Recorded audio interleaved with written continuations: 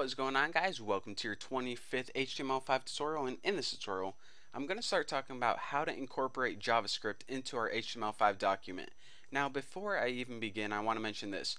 If I'm moving too fast or if I start talking about stuff and you guys don't understand what it is, it's because you probably don't have a full understanding of JavaScript. So in order to kind of continue on with these tutorials, I highly recommend that you go watch my JavaScript tutorial series.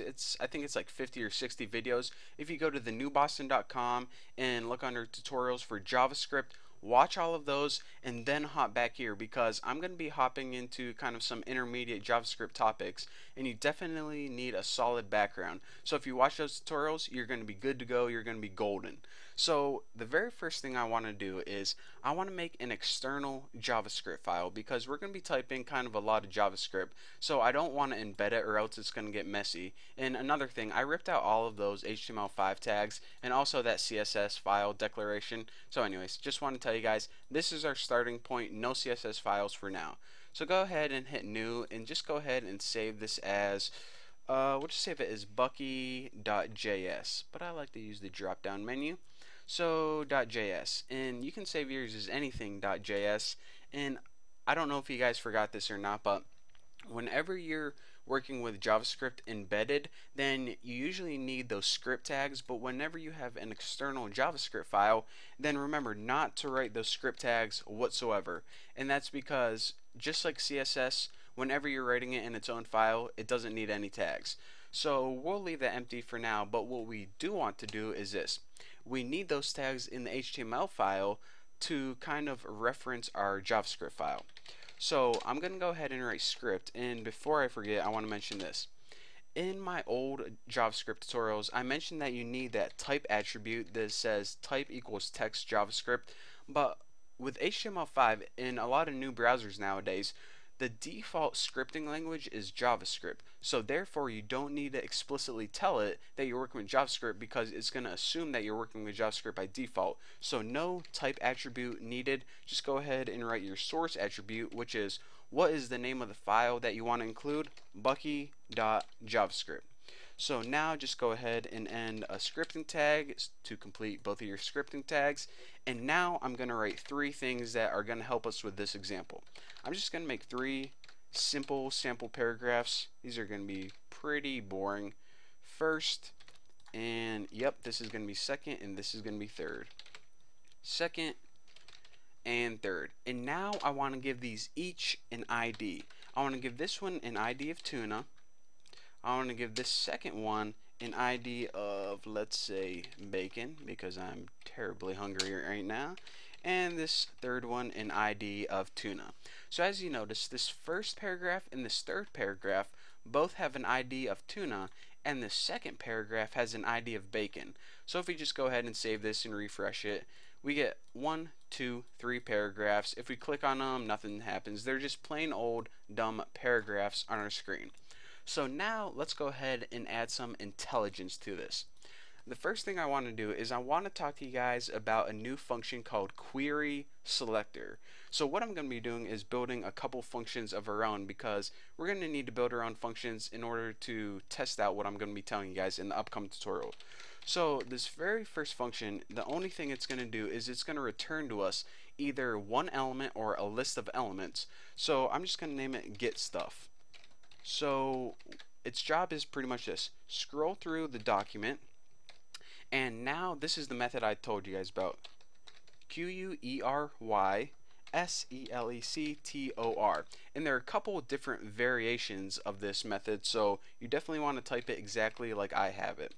And now for this parameter, what I'm going to write is tuna. Now what query selector means is basically this: select everything with the ID of tuna. So it's going to select this one and this one. Now this variation of this method is going to return to you the very first element selected.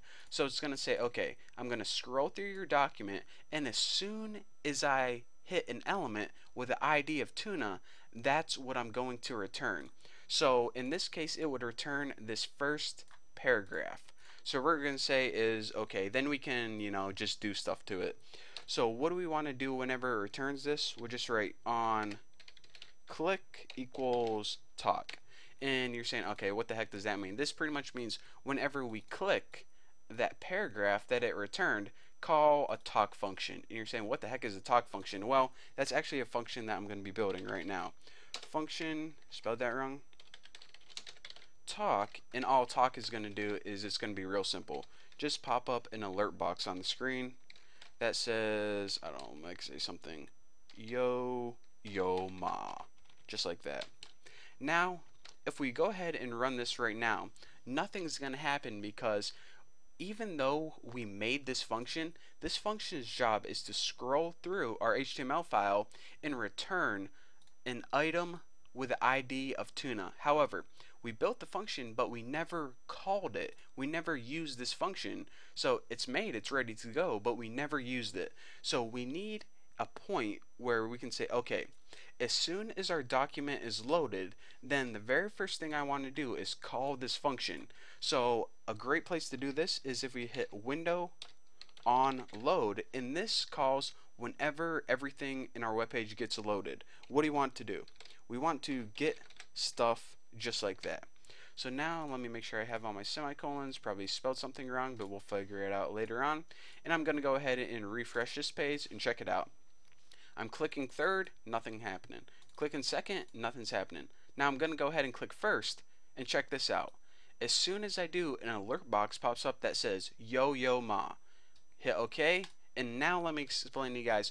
Whenever I hit first, why does this alert box called yo ma pop up? Well, because of this. What we did in our HTML file is we included this JavaScript file. So this pretty much takes everything right here, copies it, and pastes it right in here. So, okay, we understand how that works. Now, what exactly happens? Well, the very first thing that's going to happen is all of our document is going to load. All of this stuff right here. So whenever everything is fully loaded, it calls this function right here. What this function says is basically, okay, look through our document and find the very first element with the ID of tuna. So it looks through our document and it says, okay, this is the first element with the ID of tuna, this first paragraph, this one right here. Now, what do you want me to do with that? Well, we just want to say, okay, now whenever you click that element, call the talk function. So it's saying, okay, whenever you click this first paragraph right here, call the talk function, and all this talk function does is pop up an alert box on the screen that says yo ma. So therefore, this one didn't work, this one didn't work. Only the first one, when we clicked it, an alert box popped up that said yo ma. And there you have it. There is your introductory to JavaScript. I know I took it kind of slow this time because, you know, it's been a little ways, or excuse me, it's been, you know, probably a couple months since you typed any JavaScript. But hopefully you understand it. We're back in business, back in the flow. So that's all I have for you guys for this tutorial. I don't know if we're going to be working with JavaScript in the very next tutorial, but we're definitely going to be using it later on whenever we're using the APIs and all these awesome stuff that's built into HTML5.